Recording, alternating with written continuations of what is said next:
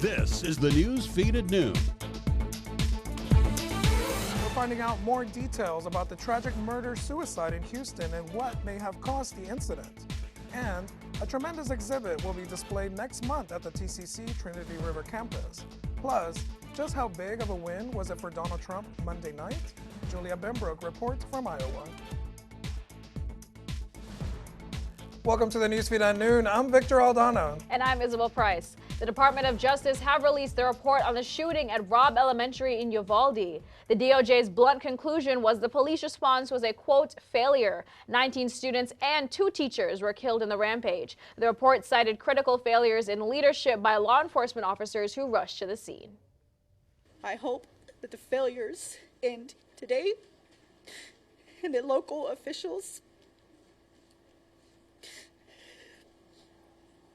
do what wasn't done that day, do right by the victims and survivors of Robb Elementary, terminations, criminal prosecutions. According to the report, officers arrived at the scene quickly and ran towards the sound of gunfire, but stopped when they neared the classrooms where the gunman was killing 4th graders and teachers. Thursday, Attorney General Merrick Garland was in Uvalde to speak about the findings and meet with the families of the victims. Garland went on to highlight other failures from the response, including training deficiencies, with some lacking any active shooter training at all. The DOJ also found there was leadership confusion among the officers, who took 77 minutes to stop the gunman. Many officers reported that they did not know who, if anyone, was in charge, some believing the shooter had already been killed or that law enforcement was in the room with the shooter. We're learning more about the gruesome shooting that took the lives of 4 family members in Houston. Richmond police say Ulrich Barrett shot and killed his estranged wife, his brother-in-law, his sister-in-law, and his 8-year-old niece over the weekend. Officials say Barrett then shot and killed himself. Barrett was at the house to return a child from visitation, and the grandmother let him inside the home. Barrett reportedly started shooting after his wife rejected his attempts to reconcile. It's been more than a week since that massive explosion at the Sandman Signature Hotel in downtown Fort Worth. Now at noon, we're hearing those 911 calls, which provides new details and a different perspective from what it was like moments after the explosion. One of those calls coming from a woman stuck in an elevator. Take a listen. Sandman Hotel, we're stuck in an elevator, filled with smoke. It's on fire. Are you at the Christian Center? No, we're at the hotel. Please hurry. Fire department. Yo, there's a big explosion here at the Sandman Hotel, 8th and Houston. An explosion? Yeah, something exploded. Now the biggest question following to this, what caused the explosion?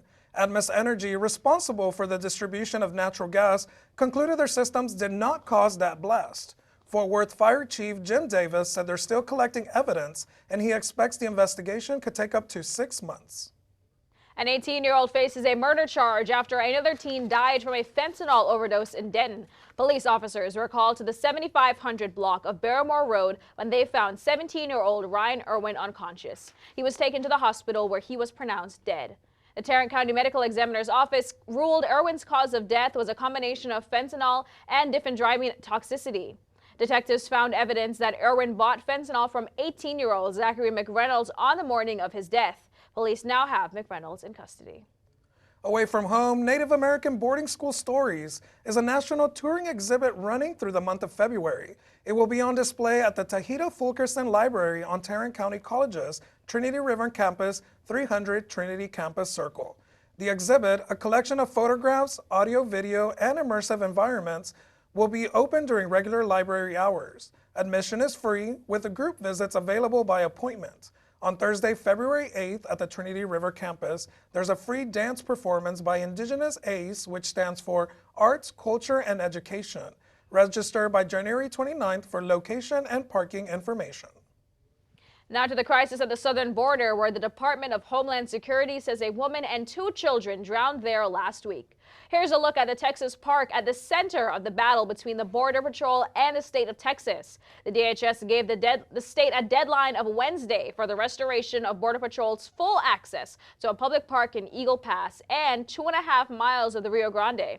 Yesterday, Attorney General Ken Paxton defied this order, doubling down on blocking Border Patrol, saying Texas will not surrender and that the state has constitutional authority to defend its territory.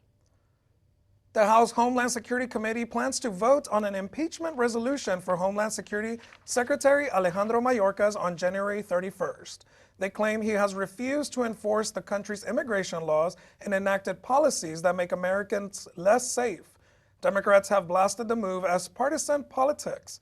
If successful, Mayorkas would be only the second cabinet official impeached in American history. Monday's Iowa caucus was dominated by Donald Trump. Hear what the other candidates had to say. We'll have that coming up. Okay, Dad. 1, 2, 3.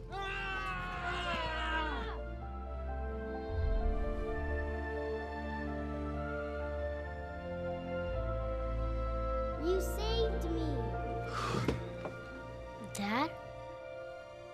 Are you okay? I'm fine, dear. Your hero needs you now, and AARP is here to help. Find the care guides you need at aarp.org/caregiver. Need a ride? Yeah!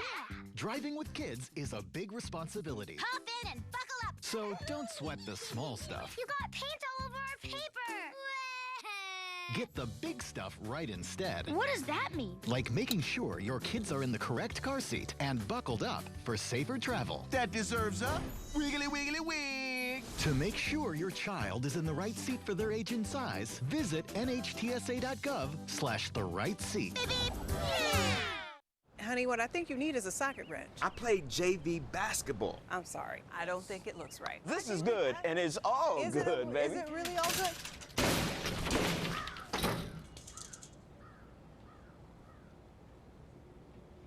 If you love me enough to routinely test your handyman skills, not to mention the strength of your marriage, then of course you'll visit nhtsa.gov/the right seat to make sure I'm in the right car seat. I'm gonna call my dad. 6 people were injured in a shooting at a shopping center in Kansas City, Missouri. Police say responding officers found 3 victims at the scene, while another 3 victims were taken by private cars to local hospitals. All of the injuries are said to be non-life-threatening. The shooting happened in the lower level of the shopping center and was a result of an argument between 2 large groups of people. 1 victim is in their 50s, the rest are in their late teens and early 20s. Former President Donald Trump won the Iowa caucus Monday night, solidifying his place as the GOP frontrunner. This all taking place as Trump battles several legal challenges, including 4 indictments and charges tied to his efforts to overturn the 2020 election. Washington correspondent Julia Benbrook has more from Iowa. Former President Donald Trump claimed the largest win in Iowa caucus history, with more than 50% of the vote. I just want to thank you all. This is a very special night, and this is the first because the big night is going to be in November when we take back our country, and truly, we do make our country great again. Florida Governor Ron DeSantis took home a distant second place. Thank you so much. A disappointing finish for a candidate who went all in on Iowa. But the Florida governor continues to promise he's the one who can take on Trump. Well, I'm the alternative. The reality is half the Republicans do want another choice, and maybe more in some other states. But you have to be somebody that appeals to conservative voters. Former UN Ambassador Nikki Haley followed DeSantis closely, coming in 3rd. She's been on an upward trajectory in New Hampshire, where voters head to the polls next week. We're putting Iowa in the rearview mirror. I mean, now it's New Hampshire and it's go time. We've got a week to go and do that, but I've been campaigning here for 11 months now. And so we're ready to kind of just finish this off and get it, and we're a stone's throw away from him. Reporting in Des Moines, I'm Julia Benbrook. I'm not. And the Biden-Harris campaign will focus on reproductive rights next week during its first joint event this year. President Biden and Vice President Harris will make a stop in Northern Virginia on Tuesday, the same day as the New Hampshire primaries. It comes one day after the anniversary of the 1973 Roe v. Wade decision, which established a federal right to an abortion before it was overturned by the Supreme Court in 2022. The U.S. Fifth Circuit Court of Appeal is striking down a Texas law that would have required booksellers to rate their books based on sexual content before being allowed to do business with schools. The courts ruled Wednesday that not only would this law unconstitutionally force vendors to make evaluations they disagree with, but the cost associated with such a measure would be crippling financially. Andrew Freeman has more. I just love getting lost in it. I love learning things. I'm kind of an information sponge. Joseph Duloc visited Book People Wednesday to find another volume for the collection. I buy a lot of books. My room is basically a library. Customers like Deb Seaman are passionate about their local bookseller. This is the best bookstore I have ever encountered, and I'm from New York. Which joined many other Texas book vendors in a lawsuit to block House Bill 900, also known as the Readers Act. It would have forced them to rate each of their books based on the presence of sexual depictions or references before being able to do business with schools. Booksellers can't be compelled to speak against their will, and that's what the state would be requiring under the book rating system. Lord Prather is with Haynes and Boone, which represented Book People and the other plaintiffs in the lawsuit. We are pleased that the Fifth Circuit recognized that this book rating system would irreparably harm booksellers across the state of Texas. House Bill 900 was authored by Texas State Representative Jared Patterson, who says he's disappointed by the court's decision. In a statement released on the social media platform X, he says in part, book vendors have an obligation to be aware of the content they are distributing, especially if that content is sexually explicit material in the hands of school children. But Prather says they estimate such a bill would have cost Texas bookstores anywhere from $4 million to $500 million.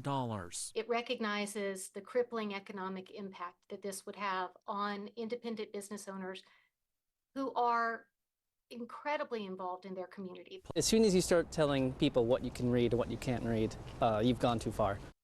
You don't want to buy the books. School districts don't want to buy the books. Leave them out of it. I'm glad it got struck down.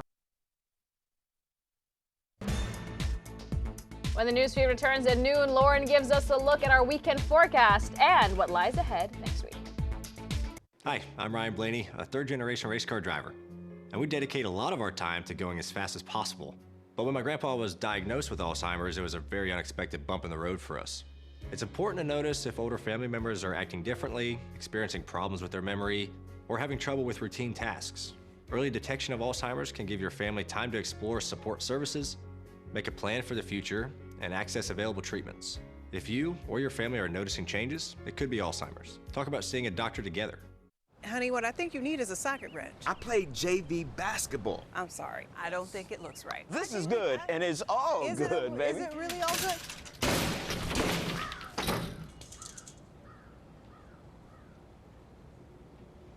If you love me enough to routinely test your handyman skills, not to mention the strength of your marriage, then of course you'll visit nhtsa.gov/therightseat to make sure I'm in the right car seat. I'm gonna call my dad. Every day, thousands of kids start vaping. And I can't let this happen to my kid. So if you want to talk to your kids, you have to get it trending.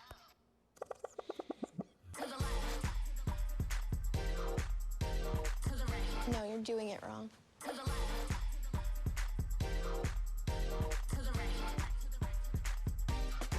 Let's go.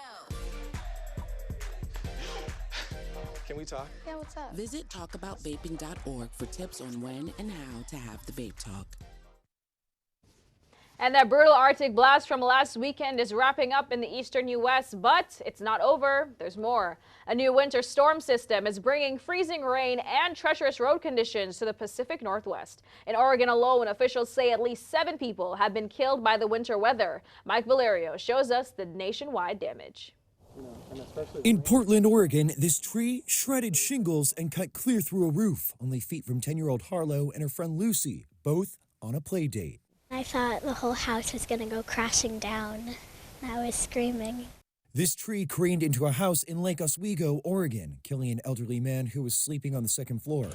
Across the state, authorities say severe winter weather killed at least 7 people in the Portland area. The unrelenting storms sending snowplows into overdrive from coast to coast. D.C., Louisiana, Oregon, and Montana all experiencing winter wallops. The roads are awful. The best thing that could happen is if people would stay home. The driving conditions so bad in Concord, Massachusetts, that this truck went right off the road into some very icy water. The driver survived. In New York through Thursday, there's a snowy bullseye around the Buffalo area. Watertown is also expected to see significant winter weather, seen in the green and purple. Up to 3 feet of snow could fall over the Cascade Mountains through Thursday afternoon, and up to 2 feet is possible in higher elevation areas in the northern parts of Washington, Idaho, and Montana by late Thursday morning. Then there are the airports. I checked it 15 minutes ago, and now when we checked in, it's 2 hours delayed. Delays for passengers in Atlanta headed north. The good news, a Thursday retreat of the cold air. Warm-ups in Oklahoma City, Atlanta, and Washington, D.C. before temperatures plunge again this weekend. I'm Mike Valerio reporting. Texans set a new winter power demand record trying to warm up over the past couple of days. But thankfully, the grid held strong during the most extreme winter temperatures in 3 years. ERCOT CEO Pablo Vegas credited conservation with keeping the heat on during these morning hours, as well as the winterization of generators helping avoid unexpected shutdowns. We also seemed to be getting used to the cold as days wore on. Vegas said the rate of increase in demand dropped each morning from Sunday through Tuesday, even though the temperatures dropped lower. You know, just when the temperatures thought we're warming up, they're dropping again. I know, it's Lauren, crazy out there. what do you have for us? How's the weather looking this weekend? All right, absolutely. Unfortunately, that weather is not getting much warmer. We're sitting at a low 32 degrees with a dew point at just 10. Don't let that mostly sunny weather fool you. 15 to 25 mile per hour winds are going to be knocking that wind chill down. Now, as we progress into the Metroplex, you are looking at a little bit of some cooler weather. Dallas-Fort Worth area sitting in an even 30. Out west, Abilene, Seymour, you're getting to those high 20s. Again, like I mentioned earlier, that wind is going to be knocking that feel-like temperature down. You're getting into single digits in the DFW area. Abilene is only 7. 35 and 32 for the rest of the day. You are going to be seeing some sun. Now that sunset, that's where we're going to be seeing those really low temperatures. I would keep those pipes wrapped, keep that tap running. That 29 and 26 is going to be really, really brutal. Now, as we move into tomorrow and Sunday, we may see some sun tomorrow, but Sunday is where we're going to see that precipitation start rolling in. You see 40% here, but as we move later into the week, Monday through Wednesday, you're seeing 90%. I would keep those umbrellas on you. Now, the elephant in the room, we are seeing some warmer weather with not much sun, not much wind, excuse me. So that low 60s, high 50s, that's going to be allowing you to wear a short sleeve, maybe not even need to bring a jacket. Unfortunately, that weather is still remaining unpredictable, just like Texas. Thank you, Lauren. A judge has made a decision on multi-billion-dollar airline merger. Who's affected? And Boeing aircrafts are still grounded. The update on the FAA's investigation after the break.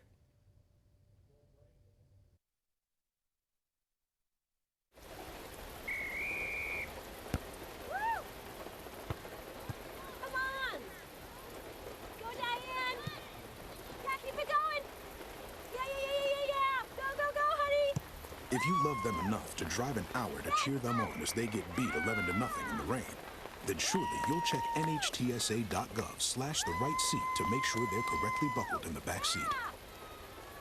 Throw that ball, Diane. Woo! You got this. Can't believe you're doing this alone. I've done it before. I remember you threw your back out. How you holding up? Hand me that board. Nothing wrong with getting help. I'm good. I did it when Felicia left. I'll figure it out. I know you will, but you don't have to do it alone. That's all I'm saying.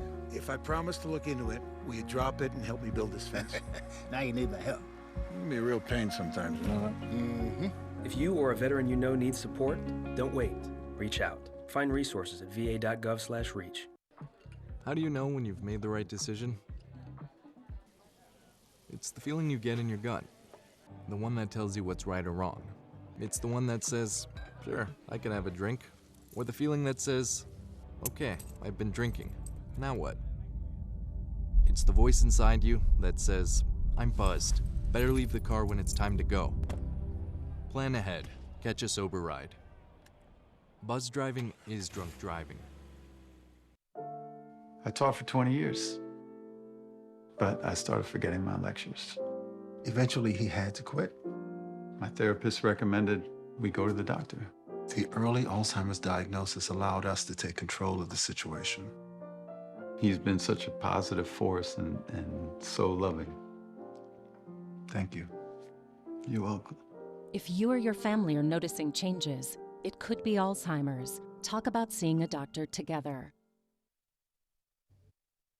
Judge blocked JetBlue's multi-billion-dollar purchase of Spirit Airlines. The judge outlined numerous concerns in his ruling, including increased fares for Spirit's customers who often rely on the airline's cheap prices. The Justice Department argued at the same time the merger would result in fewer choices for travelers as well as higher rates. However, JetBlue claimed the merger would actually work to lower rates. JetBlue and Spirit both say they disagree with the ruling and are evaluating their next steps. The FAA is expanding its investigation into quality control for Boeing 737 MAX 9 planes after the recent in-flight blowout of a door plug. The agency grounded 171 of the MAX 9 airplanes and set requirements for a rigorous inspection and maintenance process for returning them to service. Inspections are now complete on 40 of the planes, and the FAA will review the data from them. The in-flight blowout was on an Alaska Airlines flight almost 2 weeks ago. On Friday, NASA and Lockheed Martin unveiled the X-59 Quiet Supersonic aircraft. It's an experimental plane that NASA wants to use for its Quest mission. Quest will provide data to help regulators reconsider rules against commercial supersonic flight over land. For half a century, the U.S. and other nations have banned such flight because of the disturbance the loud sonic boom creates for communities below. The X-59 is expected to fly 1.4 times the speed of sound, or 925 miles per hour, all while generating a supersonic thump. The X-59 is set to take off for their first flight later this year. You're watching the NewsFeed at noon. Keep it right here. We all know what it's like to feel alone. But it just takes one new connection. Want to get out of here? To empower many. This is unbelievable. It doesn't take a superhero to bring forces together. We all have the power to reach out. Let's go! And help someone feel like they belong. Pretty cool, huh? We are stronger together. Meet the scan, a simple procedure whose mission is to detect lung cancer early.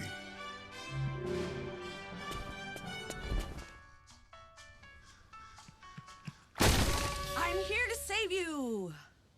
But I feel fine. That's great, but you may still be at high risk for lung cancer. Oh man, that's a new fence. If you smoke, early detection could save your life. Learn more at savedbythescan.org.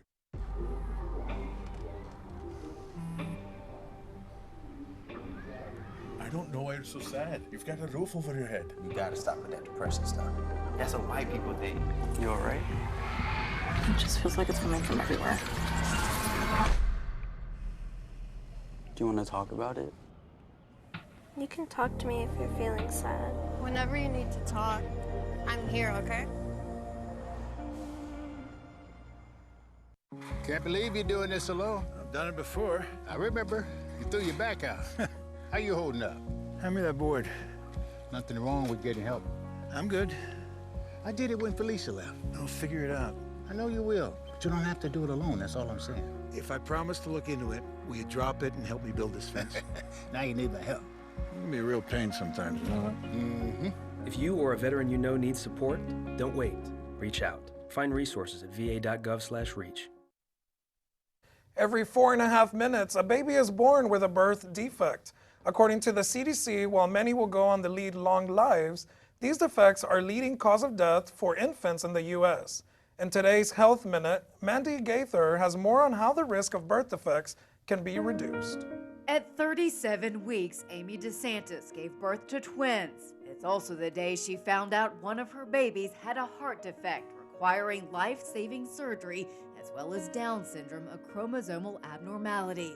You just feel like the wind is knocked out of you. A lot of fear, a lot of anxiety, fear of the unknown. Now you don't know what your child's life is going to look like. DeSantis' story isn't uncommon. 1 in 33 babies is born in the United States with a birth defect. There are many causes of birth defects, including genetics, behaviors, as well as social and environmental factors. While not all defects can be prevented, some can. That's why it's critical to know your family's medical history and have healthy behaviors even before pregnancy, says Dr. Elizabeth Chareau with March of Dimes. Things like smoking, alcohol, or other illicit drug use, we really need to curtail because those will be causes. And then getting into medications, what's safe and what's not safe in pregnancy. Chareau says those who are pregnant should also take 400 micrograms of folic acid daily, as well as prenatal vitamins to lower risks. If you have twins or there are other family history, there may be more that you would need. And if you do have a baby born with a birth defect, DeSantis says help is out there. Her son, now 14, is thriving. They may look different than they did when we were pregnant or what we originally thought, our child's lives were going to look like, but you hold on to that hope. For Health Minute, I'm Mandy Gaither. In Rhode Island, a present from the past was given to a World War II veteran. During Christmas, a 96-year-old got his high school diploma. Samantha Reed has more from his graduation party. There it is. The first thing you see when walking through the door of Arthur Masterson's Warwick home is a table of tokens and sentiments his daughter Elaine says are most meaningful to the 96-year-old. He's got his Legion hat there. He's got an award for being a member of the Legion for 70 continuous years. A few weeks ago, a few more items were added after Arthur's family learned more about his life when he was a senior at East Greenwich High School. On Thanksgiving, we were here looking through some paperwork that he had, and my son-in-law noticed that he had left high school to join the military. Elaine wanted her dad to have his diploma. After all, he was mere months away from graduating before he went to war. So she sent a detailed email to Dr. Brian Ricca. He's the superintendent of East Greenwich Schools. So often as a superintendent, my response, even after doing digging and looking, is no. It felt so good to say yes. Right before Christmas, a present from the past was given to their family. She started to get tears in her eyes, and I said, here's your dad's diploma. And on the 25th, Arthur opened a gift. I graduated. Yeah. Yes, you have. A lot of us were really in tears. It was just a really happy moment that we could give it to him. Open it up. And with it came great gratitude. I believe that military service is what gives us our freedom. And so the fact that Arthur left high school to serve in World War II, to defend our country, it's easily the right thing to do to say, yes, that counts as enough additional credits to make sure that you have a diploma from East Greenwich High School. Diploma after all these years. It's official. Isn't it? Yeah. You sure? Daddy, you graduated. Besides the tassel and newly issued diploma, staff at the high school even added some additional things from his file. And they also included his paperwork from 1945. His school record, a picture, and everything. It was like crazy. Everything is now positioned proudly on the Patriots' table of triumph, making for a holiday the family will never forget. I told the superintendent, I said, you'll never know how much this meant to be able to give that to my dad for Christmas. I hope this is a small token that we can add in terms of our gratitude for what he has done for our country, and that he knows that he has earned it in every sense of the word. You are officially graduated from East Greenwich High School. Oh boy.